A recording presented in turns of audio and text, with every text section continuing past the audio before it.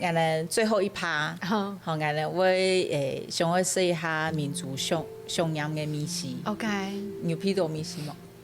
頭將要邊度？仲講一句啊，哈，唔係撲菜米頭。没不错，俺们像小助理。哇哇！哦，竹笋排骨竹笋排汤，骨，哇，這個演習耶很專業哦。真正可以喝哦。真的可以喝。嘿，也没道具哦。我的那個展示地圖有一條歌曲，就係講有識咧芹菜演習耶，玻璃菜、角菜演習耶。可見我多愛演習。你有吃？你刚吃哦？你刚吃眼线？你不吃嗎？俺吃。給我。俺会卤。啊？我要有味道，但我不吃它。像我聞到味道了，我可以給你。哦。俺吃。你真的要噴演習嘅香水就好誒。可以。做得。俺嘅那個煮翁湯啊，煮血湯，有快炊。然後我小時候就是把快炊這樣一條一條粘在邊邊，然後我媽都會罵我，因為我不敢吃。係，不過我有給米食。OK。你試看那有幾個？好定係咩人味？會排癌誒。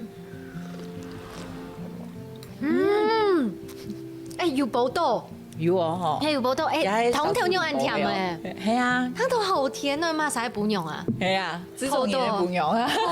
哦，好甜哦。這個好好食誒。係啊，以後呢，真的不是道具誒。其實竹筍排骨湯應該唔算客家菜，可是我發現我哋客家人嗰種路，因為我們都會去熬竹筍啊。我哋南部冇呢。哈？可是我小時候真的很常吃竹筍排骨。人家都唔會去橋都擺熬竹筍。冇，我哋冇啊，因為我哋冇愛山呢。啊，對。我哋路係平嘅。哦。可是真的，這個也是竹筍排骨湯。嗰種唔似㗎，會去熬哦。我細細會同阿爸爸去熬竹筍啊。哎呦，散家嘅。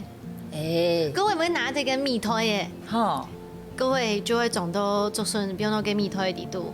啊，係真見似㗎，熬竹筍嘅時候才聽到門呢。好，嘿。因為冇辦法有日頭嘛。嘿。哦。你為什麼會選這個當上揚的米食？我覺得要個時間，要食竹筍。